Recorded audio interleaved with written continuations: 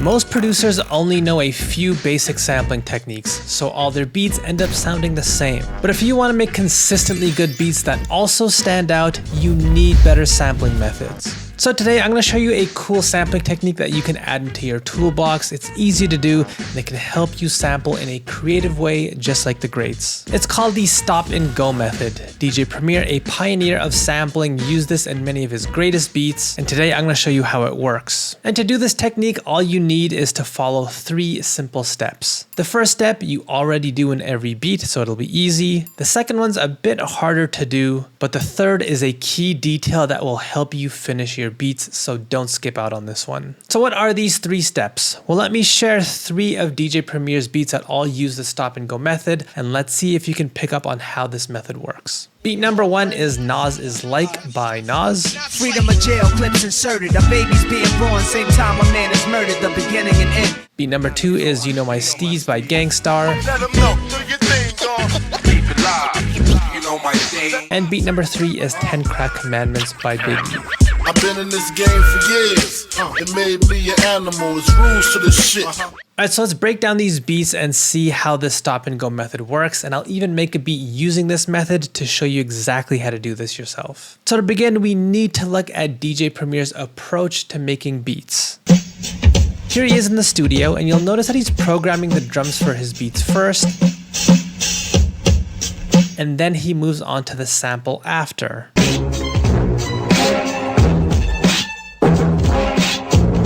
DJ Premier has been using this drum first approach for a while now with many of his beats. And so you might be wondering, what does this have to do with sampling? Well, we're gonna see why this is such an important step a little bit later, but just know that doing this as the first step will make this sampling technique a bit easier, and that is to create a drum loop first. But there is a key detail to think about. When you listen to many of DJ Premier's beats, you'll notice that he uses really thick, dense, and colorful drums. So if you try doing this method using drums like this,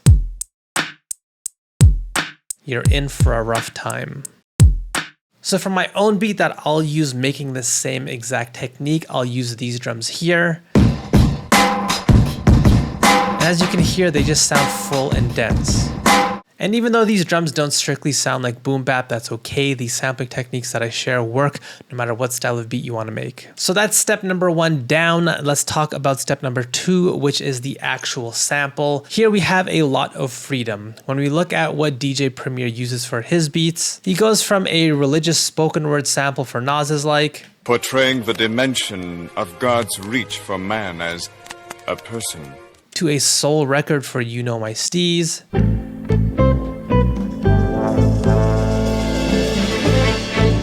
and a jazz fusion record for 10 Crack Commandments.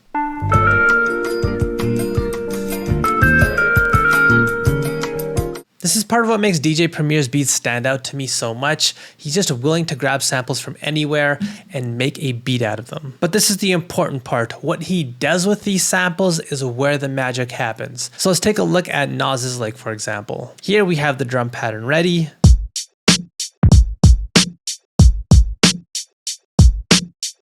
And now take a look at how DJ Premier uses the sample. First, chops are placed on every note of one specific sound within the sample. In this case, it's this harp.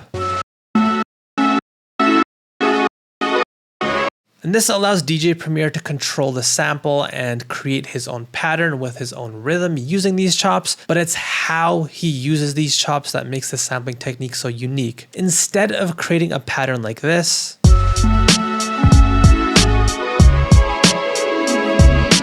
where the sample is constantly playing, DJ Premier purposely creates stops where the sample doesn't play at all, and then later he continues using the sample and lets it go again, which for this beat looks like this.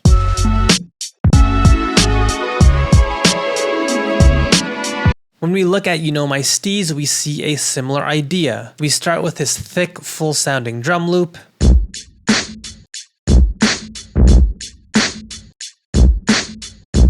and then when we look at the sample, he chops on the notes of this guitar here.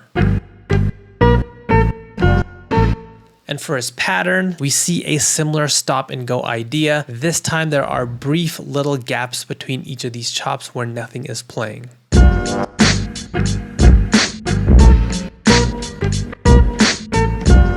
And finally, in 10 Crack Commandments, we see the most extreme version of this stop and go idea. Here are the drums.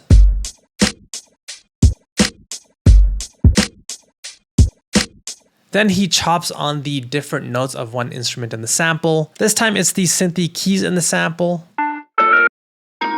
And then when we look at the pattern, look at how he stops and goes here.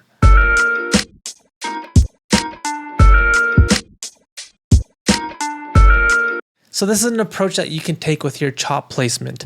Instead of creating a continuous pattern where chops are placed one into another, you can deliberately stop and then go with your chops. And what this does is it helps you create a new rhythm and pocket for your beat instead of just doing whatever the sampling is forcing you to do. But there's something else that I want to point out. Let's go back to what I mentioned earlier. If we take a listen to the sample chops on their own without the drums,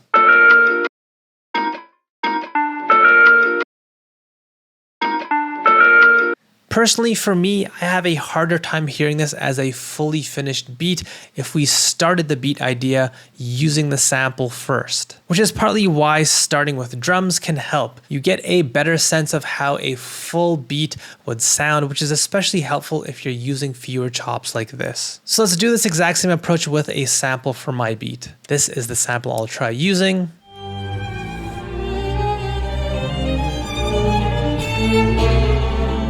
And here I will use the same chopping approach, where I'll find different notes from one specific instrument in the sample, which here will be these strings. And then I'll create a pattern with my chops that has this stop and go programming instead of a long continuous loop where my sample is just constantly playing.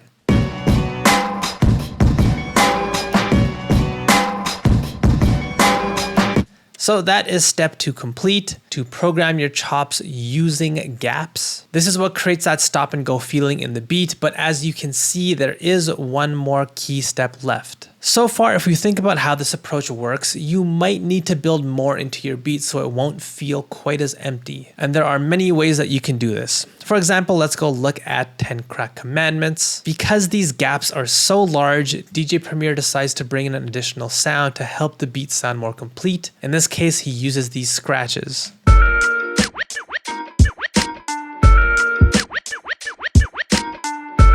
When we take a look at Nas Is Like, you can see he adds his own bass line.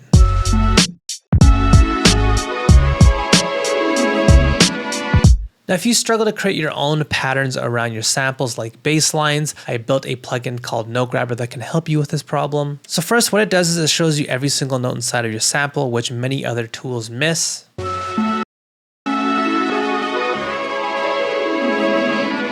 And then you can use Note Grabber like a blueprint to build patterns much more easily. So here, if I wanted to build a bass line, I can start by drawing in this note here, which is an F sharp, then another F sharp here, up to this G sharp for the next beat, and then finally a C sharp for the next. And the great part is that I know this pattern will work with the sample perfectly because I'm simply using notes from the sample to create this pattern. And looking at this pattern, what you'll notice is that when I take it from Note Grabber and drag it into the beat, it's pretty much what DJ Premier built for his bass line.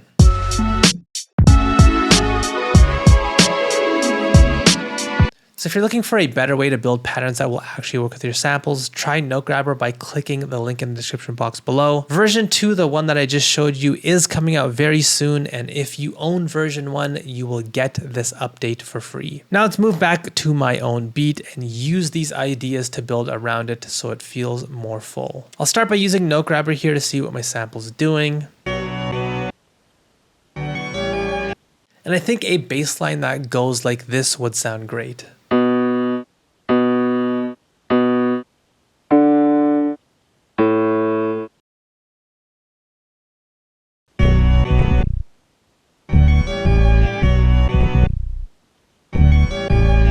I do feel as though this beat could use one more sound or instrument, so let's throw in this fun little sound here. Now, unfortunately, my samples are not labeled, so I have no idea what note is actually playing here, but this is where Note Grabber can help me again. Here I can see this note is a G. Then next, to use this to build a pattern around my sample, I'll go back into the note grabber that was on my sample and see what some of the other notes are. Like here we see we have an F sharp, a G, and a C sharp. And so now that I know what some of my notes are that will work perfectly with my sample, I'll use this information to build my own pattern.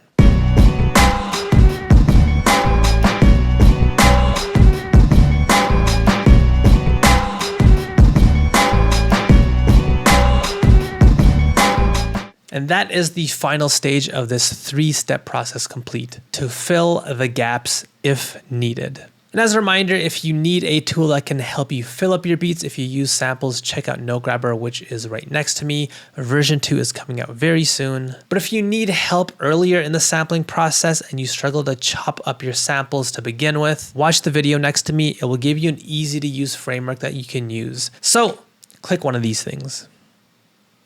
Come on, man. Click it. Click something.